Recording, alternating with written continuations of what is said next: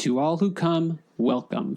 Disney is a time machine that takes us back, connects us together, and shows us that not even wishing upon a star ever gets old. Now come sit with your friends, Jonelle, Sean, and Megan as we deep dive into the heart of Disney. Hi, friends. Welcome back. If you're watching, as you can tell, I'm not necessarily alone. I'm back. Jonelle is back, everyone. Just for this week. I'm not the producer. Yes, the last few weeks, Jonelle's been taking a little bit of a break from recording, but she has still been here on the other side watching us record and stuff, so. Critiquing the two of them, but now I get to critique myself in action. We are on our last Disney Princess episode for a while.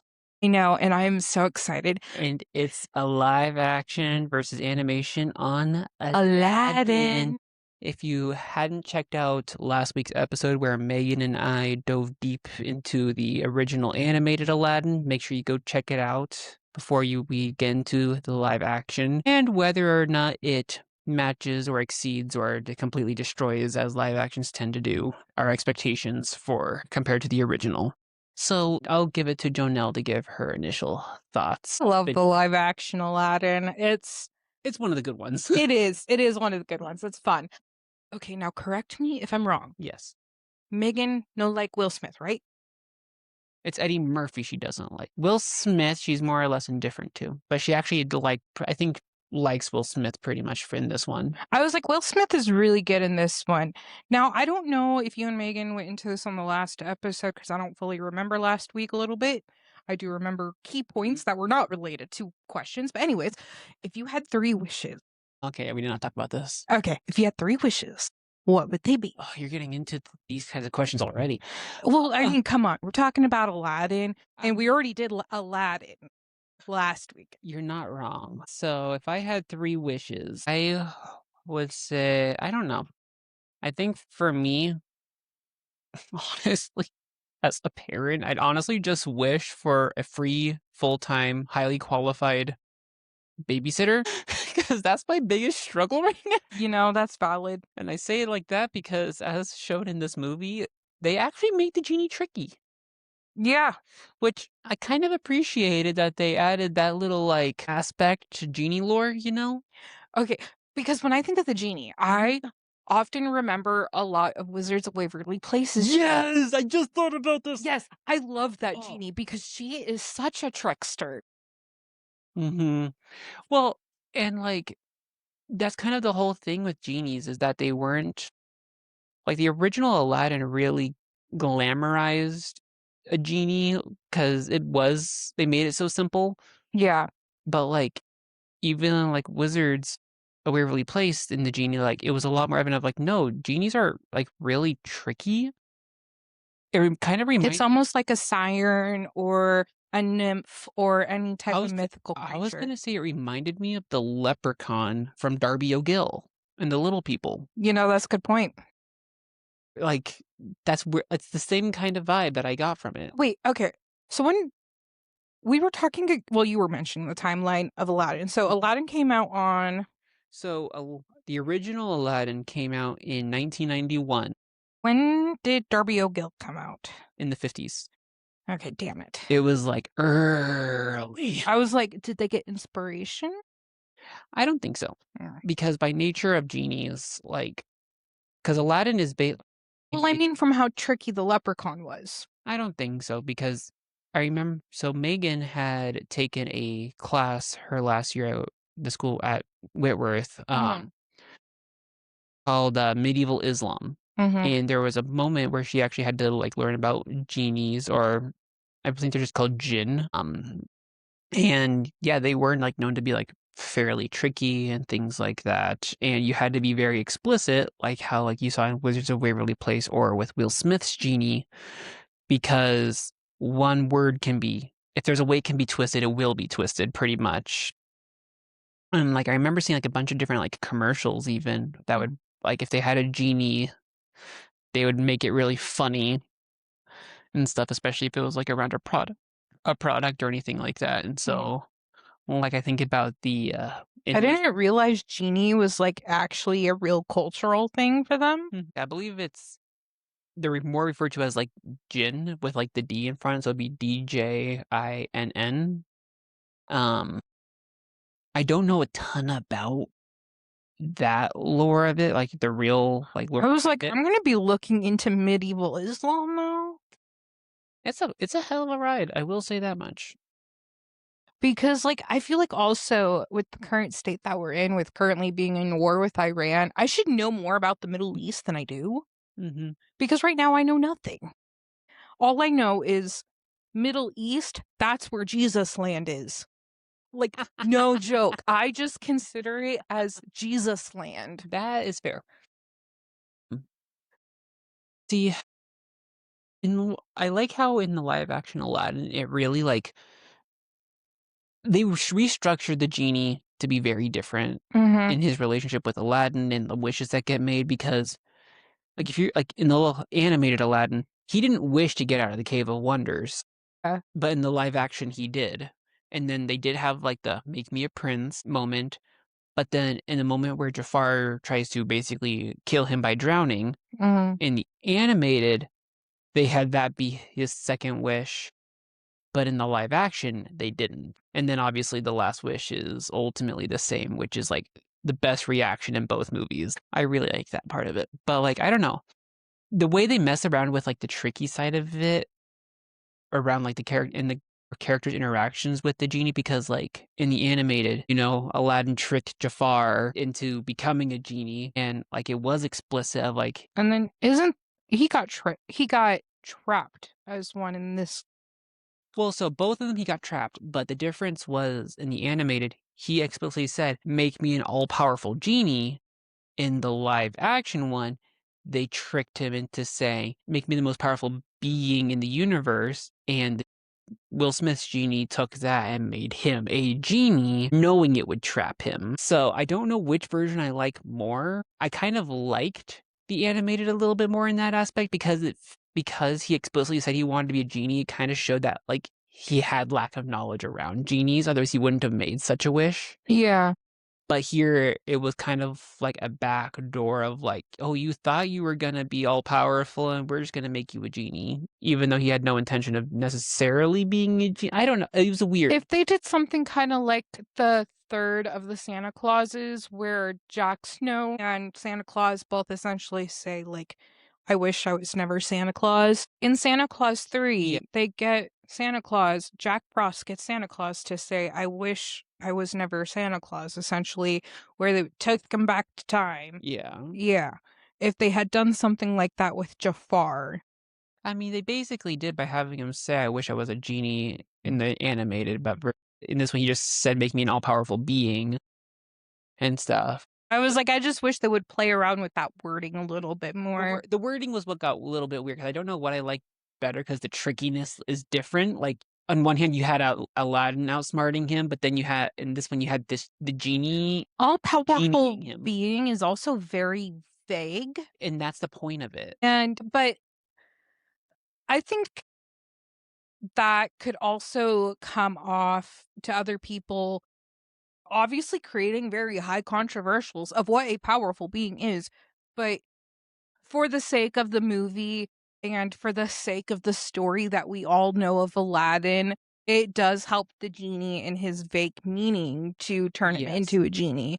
If that, like, I just think about it, like, if that was today, I don't think that would apply. Yeah, I don't know. It's really weird. And because you can't wish yourself to be God. Well, no, and I think that's kind of the point of like the role of the genie. Like, he is bound. He has to serve someone. He doesn't get to do anything he wants, type of deal. There are rules, and I think that's part of where the animated had its charm. Mm-hmm. And I think the live action elevated it a little bit, because in the animated, Genie stayed a genie, just an unbound genie. So he did have all the power in the world, Yeah. He just didn't have to serve anyone.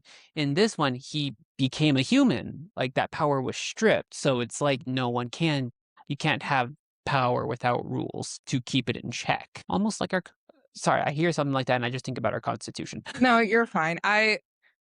See, when I think of like wordplay like that, and someone wants to be the most powerful and almighty being. I'm like, you can't be powerful than God, because in the Ten Commandments, God said he's selfish. We can't put anyone above him. Yeah. Allah is Allah. Yahweh is Yahweh. The God is the God. I can't change. Yeah. I can't change the rules of the world. You're not wrong, but I think the notion of it being like above humans for the most part, because it's always in reference to us. Yeah. So it's always all powerful above us. But I think Will Smith's Genie and Jasmine are the two heavy hitters of this movie entirely. Yes. Like, don't get me wrong, I loved the live action Aladdin. He is a nobody. He fit the role perfectly. But I think the way they presented Jasmine in comparison to the animated is way better. Love this Jasmine. I loved her the instant I saw it was her, because I was ecstatic considering she's from Lemonade Mouth. I was ecstatic just for that fact alone. Well, also, like, the Jasmine in this movie, I think she has a lot more heart and character you can see. I'm gonna say also a lot more drive. Yeah. Because the animated Jasmine, though she's great and all, her desire to leave the palace Is a bit ignorant. and selfish. Like, it's purely for her own experience, whereas this Jasmine in the live action felt more grounded in her duties as a princess. And like, yeah, she wanted to leave the palace for like her own sake, but also at the same time, she's like she talked about her mom and how much her mom cared for Agrabah and how much she actually cares for the city and wants to take care of the city. So we actually got to see more of Jasmine, the ruler, and I the think princess. that's one thing that's been nice about Disney in this princess series is we are seeing these princesses develop more character in more roles of what the woman has. And this, I think that also kind of goes into the feminist movement of like what women should be doing, but it shows a much greater role in the house of what the woman should be doing. Well, and this is the only Disney princess where we truly get to see her be a princess. Except for maybe Moana, but Moana is still a little iffy to me a little bit, because this one, you really get to see the political side. Very heavily played out when Jafar is sitting here wanting to invade basically her mom's country, which is obviously like dumb move 101. The countries were literally united by marriage. Like, they're strong allies. And so like you really got to see like Jasmine wanting to be Sultan, Jasmine wanting to take care of her people, and like really standing up in the political sense, where like this Sultan that we currently like in this movie is way better than the animated Sultan in terms of being a political leader. Like, same with I think of the king in Cinderella every time. When you think of a dumb king, I always think of the king in Cinderella or the king in Sleeping Beauty, but more specifically, the prince's king. But like, to see a princess step into that role in an like Middle Eastern Islamic background and setting, like, is to me so much more powerful. The Sultan says, we've never had a female Sultan. It's never been done. He doesn't say it can't be done. He just says it can't because it hasn't been done, which I think is like a great way to push a Disney princess forward and really give her like her place as a Disney princess, because she's the only political one that we get to see. No one else gets political, really. Yeah. At all. And so it's really nice in that regard. And she said something in this movie that made me think about me and Megan's conversation during Brave, where she's like, I don't mind marrying someone. I want to be Sultan, though. Like, she doesn't mind if she has to marry someone, as long as she's someone that she actually likes and is not being forced down her throat. I feel in my relationship, like, I want to own a business and I want to be the one who has the career, but I also want to have a kid. So that means I can't be home with the kid. Yeah. I need someone to be there. So I'm asking my partner when we have kids to be home with the kids. Yeah, and I think about that conversation me and Megan had during Brave and stuff, where it was like she didn't want to marry someone. She didn't necessarily say she was closed off to the idea of marrying someone. It sounded like Merida was closed off to just marrying someone, Yeah. like being forced to marry them and stuff, which rising up against that speaks up to itself. But like to see that it was like she really wanted to be put in the place that she wanted to be in. I think so. There's a lot of emphasis in today's age that also goes on to marriage, and I think Americans, we definitely in our generation were taught the over-conceptualization of love for marriage.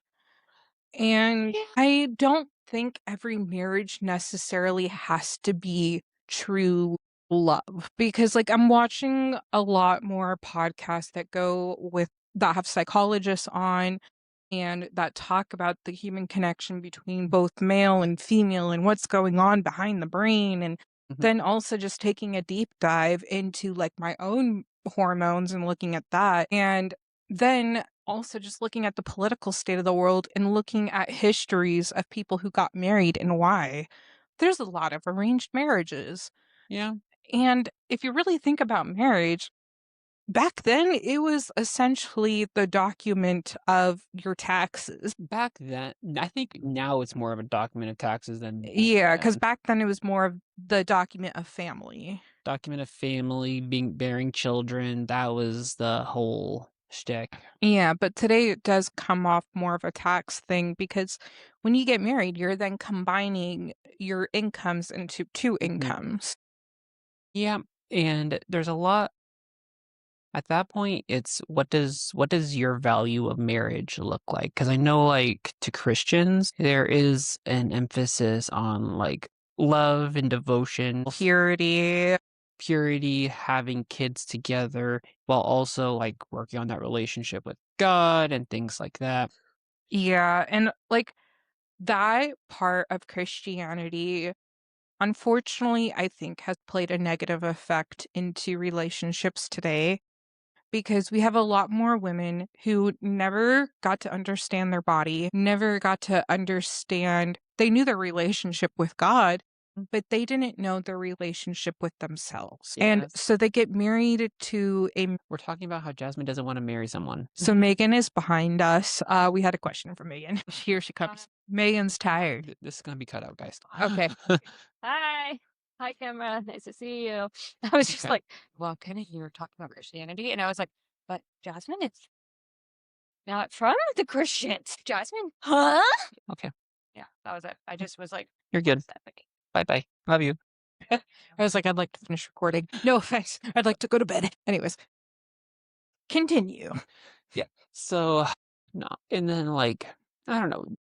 Christianity just placed a strong emphasis on women to be pure and to submit themselves to men because they are the caretaker of the household. We don't need to lie about that. Like that is essentially what our generation was taught. Yeah, and our generation is breaking off from.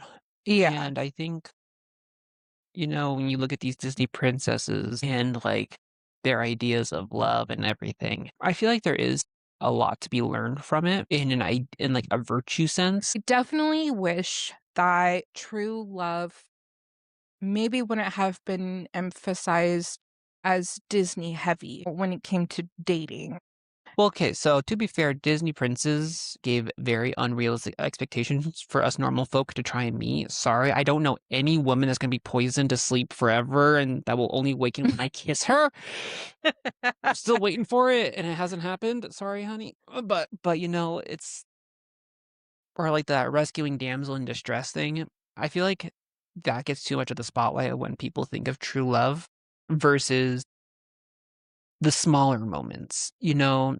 I think of moments like in Sleeping Beauty where you had him and Aurora dancing in the forest, singing a song. Epic first date. I'm sorry.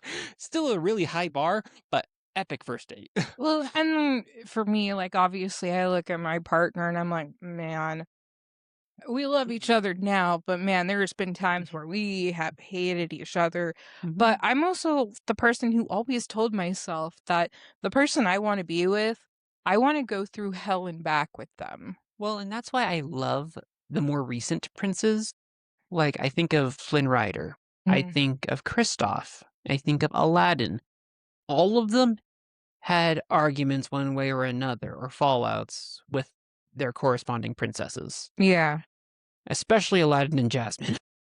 Like, they fought a handful of times in this throughout both the animated and the live action. And, like, while it's, like, very, like... Younger Disney definitely did not take into consideration that much of, like, the actual male and female interaction. And men do have a dominating stance generally when it comes to meeting a woman and having that interaction.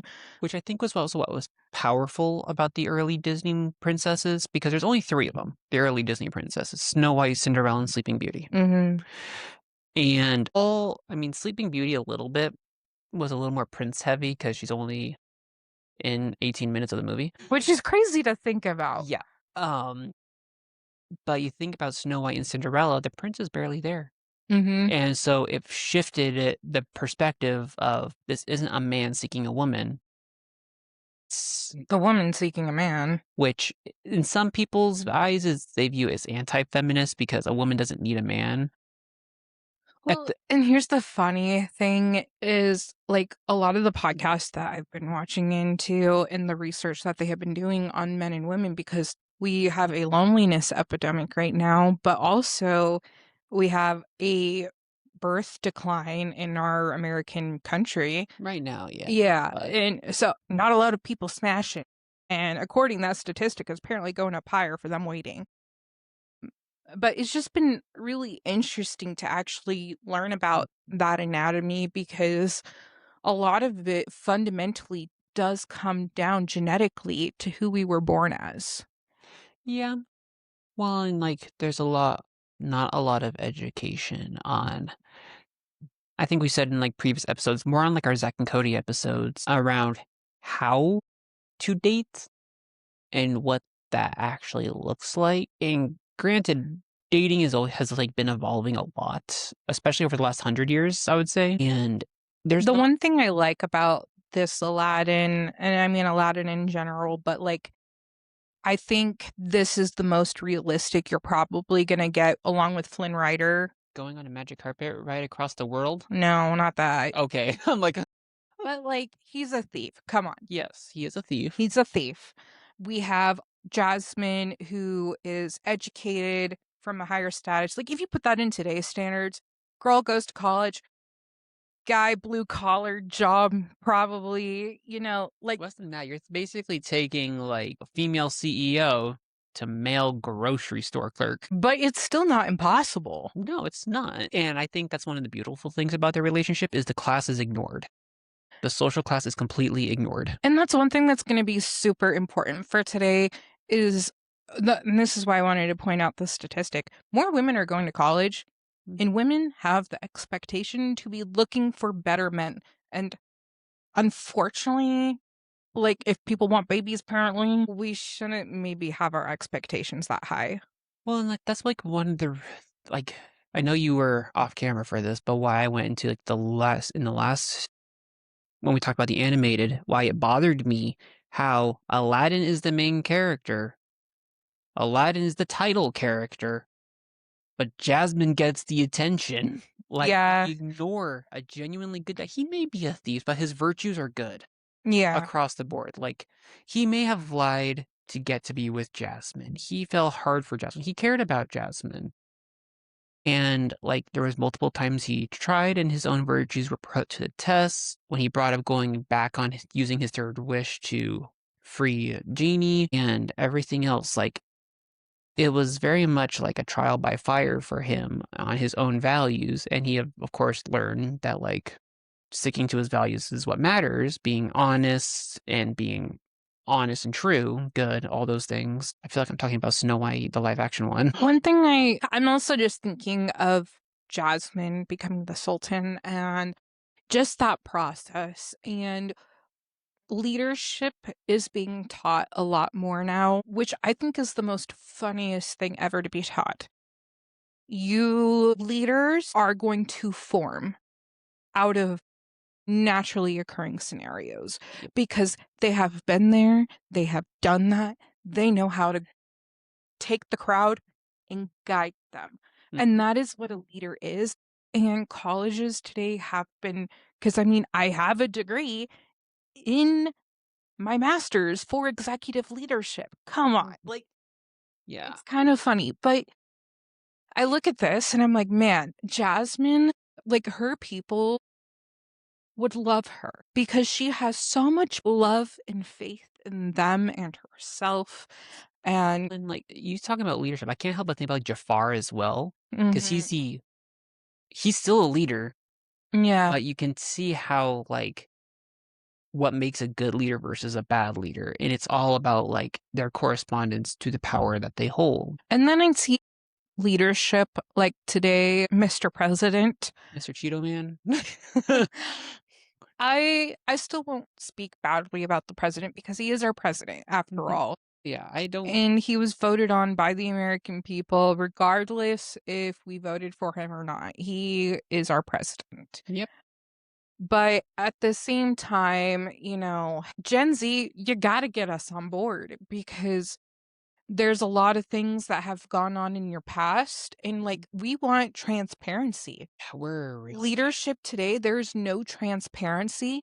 And I'm like, what the hell went on with Epstein? What the hell is going on with Iran? What the hell is going on with the 50 states? Like, to move us away from that political dumpster fire. I think it's interesting though, because it points out such good qualities in leadership in this movie and such bad qualities of leadership. The authenticity of Jasmine is where I love, because she brings a sense of nationalism that is controlled nationalism, a nationalism that stems from genuine love and adoration versus nationalism out of pride. Yeah. And I think that those two get confused with each other because those two and unfortunately, like, I think that's where we are. Like, we have Americans who are prideful in being American.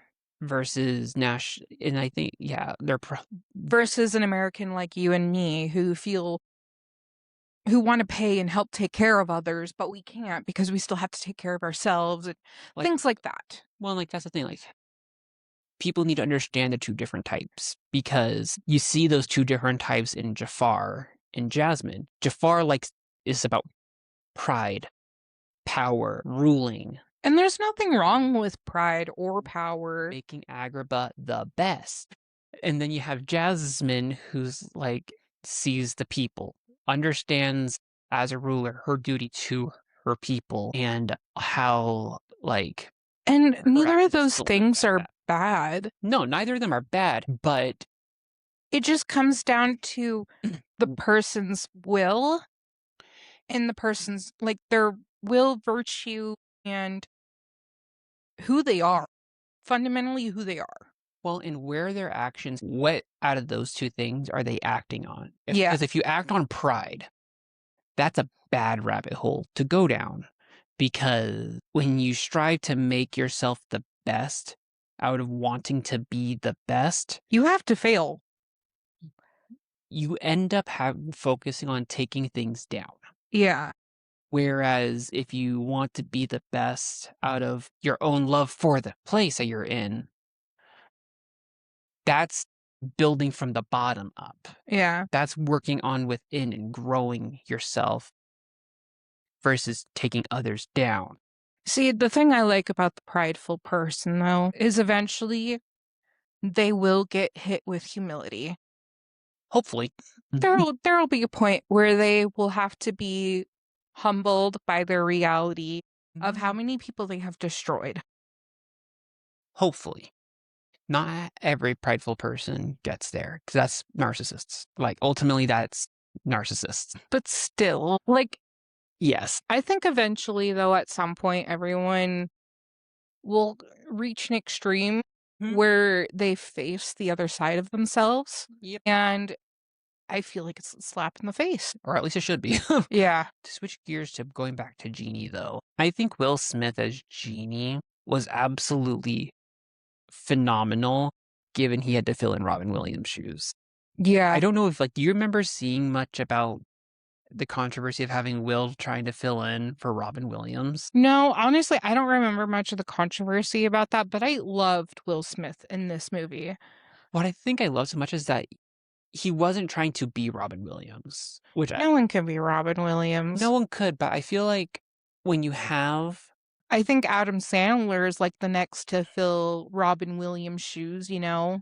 You're not wrong, but when you have an iconic character like the Genie and you don't want to let people down and you're trying to fill in those shoes, I feel like people have a tendency to try to mimic what made them great. Yeah. And Will Smith at least had the courage to make Genie his own character.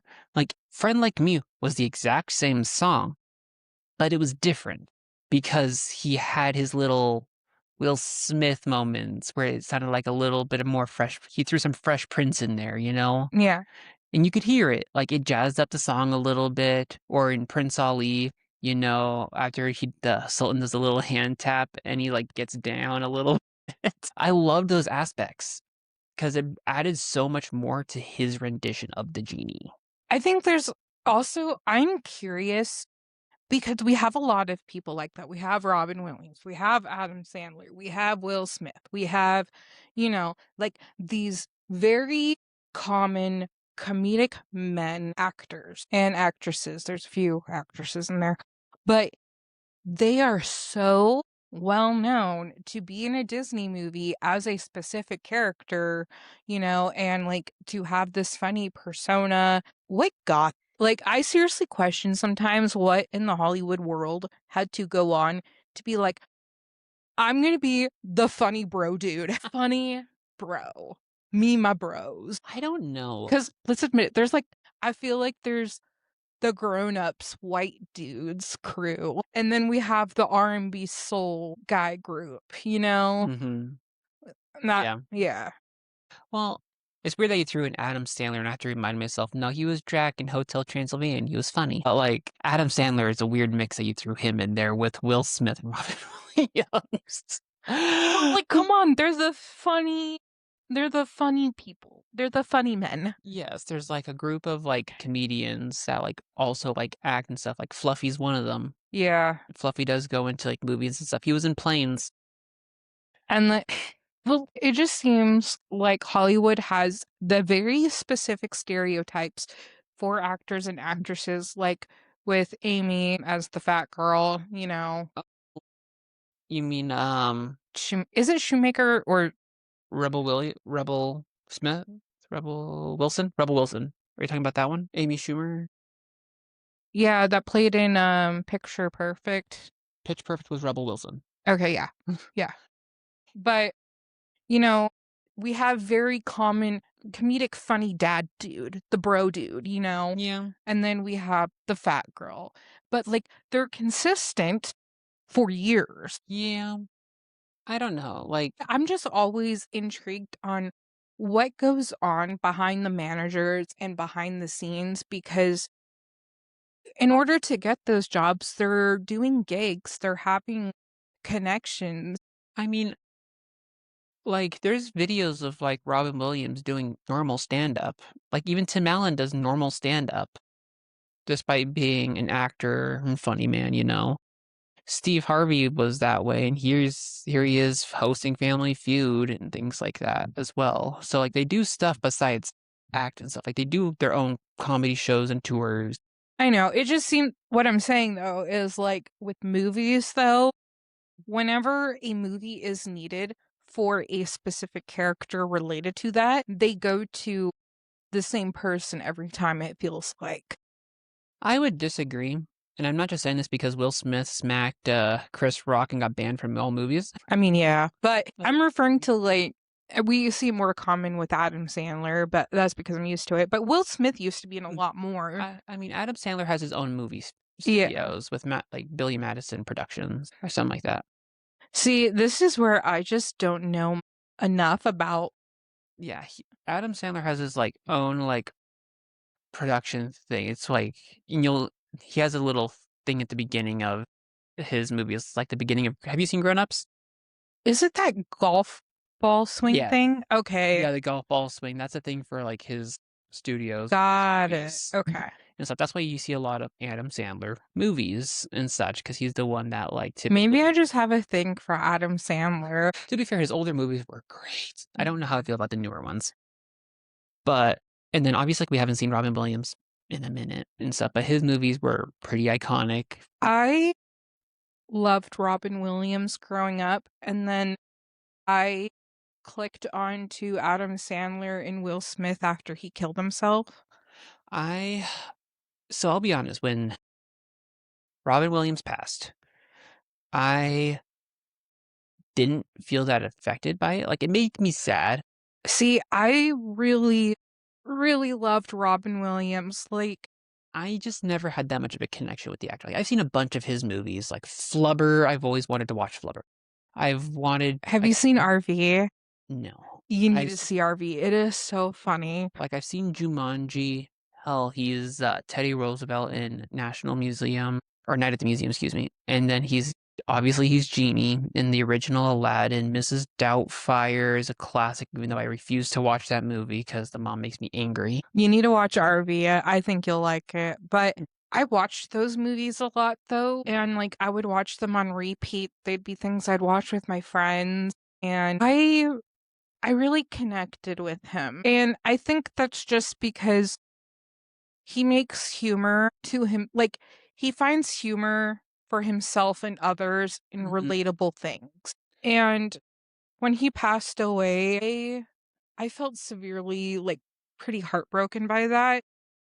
Yeah. Well, and like what made it nice for Robin Williams, every actor has like this thing that they cling to, and it's typically a specific part of their personality. Like Will Smith, he has that sass. He has a lot of sass. And Adam Sandler, he's just goofy. But Robin Williams was not afraid to be weird. Like, if you watch his movies, he's doing some weird shit. Between, like, you have Flubber, the little green jiggle thing. Well, he also plays dad roles a lot, too. And I think it was kind of nice because your daddy issues. Yeah, I got daddy issues for days. But I had a mom who had weird behavior at times. Thanks, Mom, for listening in. Your support's great. And I love you, by the way. I got to add that in there. But, you know, there was times where she was weird. And I had to really learn how to accept that in school. And it was hard because my classmates always bullied me for it. But it always felt more normal with Robin Williams because he was like, yeah, we're going to go camping for this weird thing, you know? Well, or like, again, like Mrs. Doubtfire, dressed full on like a nice old woman. But also like that scene where he was on the phone calling in as a bunch of different people wanting to be a nanny. And he like all these different voices and personas. Or you have the genie from Aladdin, which has all these weird ad libs to it. Like he was so comfortable with being weird, and that just added to the humor. And then you have, again, like, yeah, and so I think that's something that's so unique about him. And with Will having to fill in, especially with the genie having such a different storyline, like becomes human instead, finds love of his own, which I think was adorable, although I'm not a fan of the maid in this movie. Not a fan of Dahlia, I think is her name. And I have an issue that they basically kind of spoiled the end with the beginning of the movie, but like they just delve a lot more into his character. And Will Smith, he basically took the character and did what most musicians do. Because like I know like Will Smith has like sung and rapped and all that stuff. And like, you know, a lot of musicians, like when they do covers of songs, like it's make it your own. Don't be, you know, the original artist. Like you're doing a cover, make it your own. And I love that he took that same idea as a musician or an artist and applied that to the role of the genie, which I think more actors and actresses, when they reprise roles, need to do, because they really need to. Ariana said this in an interview, but do I fully agree with it sometimes? No. But she was referring this into terms of the Wicked cast. Yes. But she said to fully immerse yourself essentially into the job, into the character. Which, to a degree, yeah. Because that is where you get that pure and just authentic talent on screen. Well, and I think I actually really agree with that in the sense of like, I don't think it should be done to the point like where she was not skinny. I think that was separate from the Wicked movie, though. Yeah, there's a whole lot of stuff with that because, yeah. Yeah. But my thing with it is that I think of Snow White, the live action Snow White that came out a little over a year ago now. Oh my God. And then with her wanting to be her, like, woman, we're women. And, like, I know who I want to be, and I'm going to stand up and be strong. And well, it's funny because Megan pointed this out to me about the live action, and I can't unsee it now because, like, at the end when Jafar initially takes over, Jasmine has a Snow White moment, like she did in the Snow White movie, where she looked at the captain of the guards for the palace and was like, "You were just a boy when your dad started to work for the palace."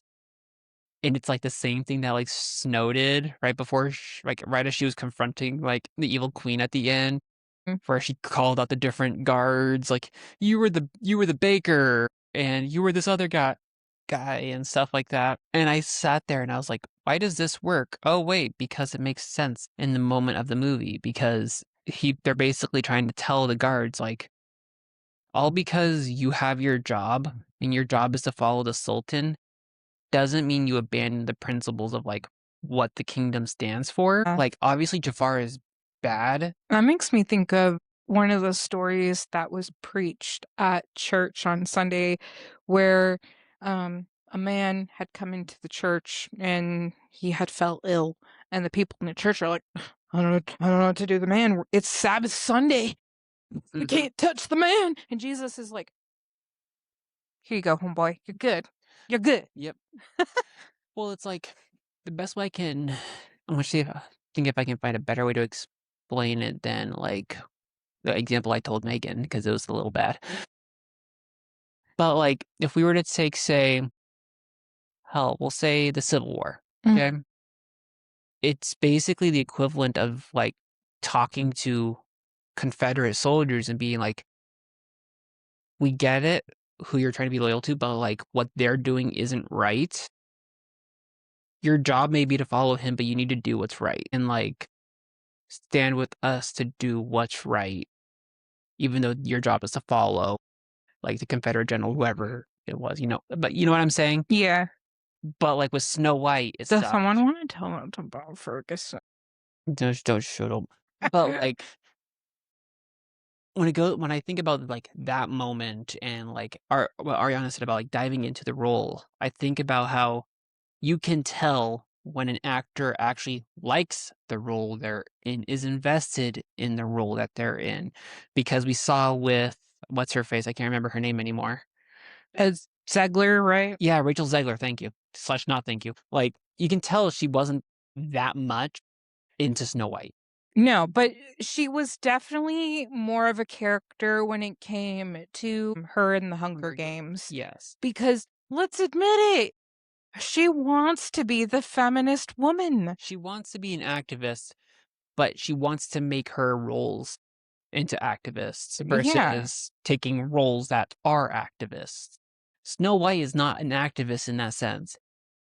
Jasmine wasn't, but they changed her character in the right ways where she was. They added to the character that already existed. She's the exact same character. Like, you could honestly say, yeah, that's Jasmine as I know her, but they delved deeper into her. You can tell that Naomi Scott actually loved being Jasmine in that sense, whereas Rachel Zegler did not and failed miserably. She wanted to be, I am better than Snow White. And she... No, so I got nothing else. I'm tapped. I think Sean has also hit the point of the week. Do you got anything else? I mean, this movie, this is an amazing live action. That's all I've been having in my head going in. That song is great. I know. I love this. It's one of the ones I keep on my spot. Okay. this is how much I like Will Smith in this one. Like, the music's good. The music is great in both of them. Yeah. But, like, I can happily listen to the soundtrack of Aladdin and be fully satisfied. Yeah. I don't think I can, like, Beauty and the Beast, I could say that. I love Evermore.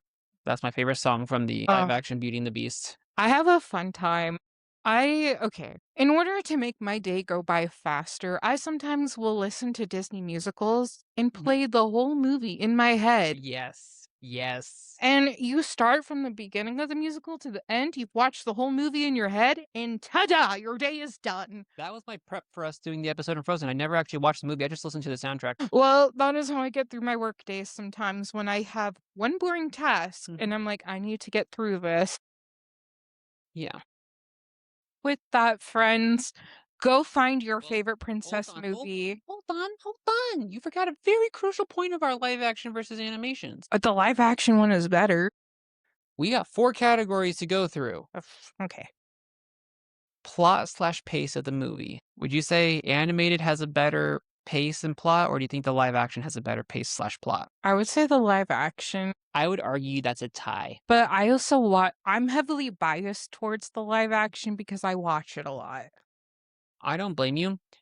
I would almost call it a tie for me. I don't know which one is. Both of them have the exact same plot.